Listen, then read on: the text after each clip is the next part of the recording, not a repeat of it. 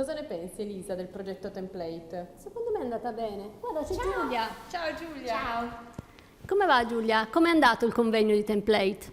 Bene, bene, è stato un bel convegno, gli studenti del liceo in cui insegno hanno potuto partecipare e presentare un po' quello che hanno potuto fare in questi anni. Giulia, da insegnante, che cosa pensi abbia lasciato l'esperienza del progetto ai tuoi studenti? Li hai visti cambiati? Come hanno partecipato alle attività che abbiamo proposto?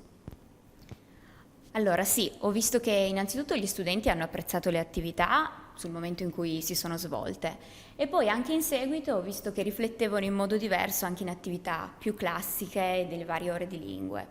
E hanno apprezzato queste attività originali per loro. Quando parli di attività originali, di cosa parli? Si tratta soprattutto di attività che coinvolgevano diverse lingue, ma non solo le lingue che studiano, anche le lingue presenti nelle loro case, per esempio, che fanno parte della loro cultura, ma anche lingue completamente sconosciute. Quindi, per esempio, c'erano l'italiano, il piemontese, ma anche il rumeno, il russo, il cinese e la lingua italiana dei segni. E inoltre hanno anche utilizzato molto la tecnologia. Che cosa pensano i tuoi studenti? Ti hanno raccontato qualcosa? Vi hanno dato del feedback su questa esperienza? Il feedback è sicuramente positivo, gli studenti hanno apprezzato la natura cooperativa delle attività, quindi il fatto di lavorare in gruppi, hanno apprezzato queste attività innovative e hanno anche espresso il parere positivo a riguardo di attività un po' sperimentali per loro. Hanno visto che hanno sperimentato con le lingue e hanno molto apprezzato e inoltre hanno compreso che è possibile proprio imparare, non solo capire, ma anche un po' imparare delle lingue che apparentemente sono molto lontane, ma utilizzando delle strategie e anche degli elementi delle lingue che già conoscono. Un po' la valorizzazione del repertorio linguistico personale, no? Ma la scuola di Giulia non è stata l'unica scuola superiore che ha partecipato al progetto, c'è stata anche un'altra scuola in cui gli studenti invece si sono occupati di CLIL.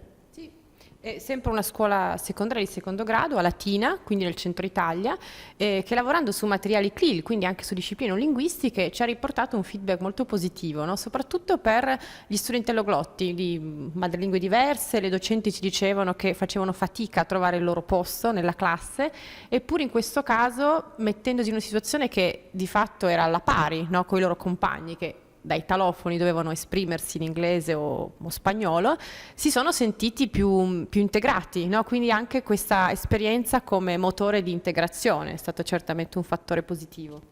Il plurilinguismo come elemento di inclusione, no? E di valorizzazione della propria personalità in qualche modo. E poi ci sono stati gli studenti più piccoli, quelli della scuola primaria. Sì, devo dire che avendo incontrato questi bambini dopo l'esperienza di telecollaboration che hanno svolto con una scuola tedesca, ho visto proprio i loro volti raggianti, proprio un entusiasmo che ci dice molto dell'aspetto motivazionale di queste attività.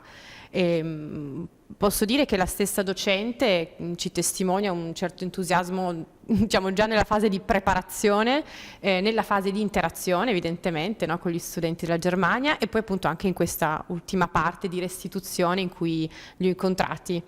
Forse aggiungerei che è certamente importante, mi sembra giusto dirlo, no, pensando alla prospettiva, no, degli apprendenti, non solo lavorare sulla sensibilità fonetica, no, perché questo è stato un elemento molto importante per questi piccolini, ma anche proprio sull'idea di accettare l'alterità, no? Entrare in contatto con lingue diverse, no? Questa sensibilità è stata molto presente in questa classe e in fondo ci richiama proprio a quello che il Carap ci dice, no? Una attitude da coltivare sin dai piccoli, no?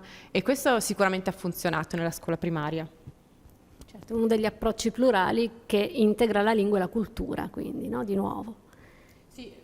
E forse ecco, in linea con quanto ci si diceva, no, dell'esperienza inclusiva, anche qui l'insegnante ha voluto rimarcare proprio l'apertura a una certa naturale ricchezza linguistica che c'era in classe, perché anche i parlanti di madrelingua araba, moldava, non ricordo tutte le lingue, però insomma presenti nella classe hanno poi avuto modo di superare il solo inglese, no? E quindi di provare a interagire anche in arabo o in altre lingue. Questo è stato anche molto motivante per loro.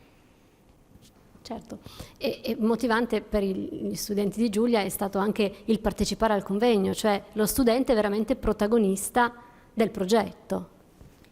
Esatto, esatto. Infatti gli studenti non solo hanno partecipato alle attività, ma poi hanno preparato una presentazione per il convegno e anche raccolto le opinioni dei compagni. Infatti, per esempio, è stato interessante che grazie al convegno in realtà anche gli studenti assenti hanno potuto avere un po' un assaggio di queste attività, in realtà presentare la loro opinione da assenti, un po' da spettatori, e dire che erano un po' dispiaciuti, un po' gelosi dei compagni che hanno avuto questa opportunità e non vedono l'ora in realtà di avere un'opportunità simile, di partecipare a qualcosa di differente, che però coinvolga lingue, culture e anche la tecnologia, che ovviamente è sempre importantissima per loro.